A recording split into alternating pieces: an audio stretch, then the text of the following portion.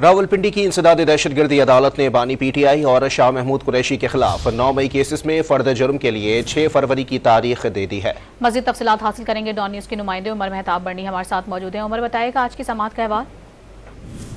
जी बिल्कुल, इंसदाद दहशतगर्दी अदालत के जज मलिक एजाज आसिफ ने 9 मई वाकयात पर बानी पीटीआई और शाह महमूद कुरैशी के खिलाफ मुकदमात की अडियाला जेल में समाअत की।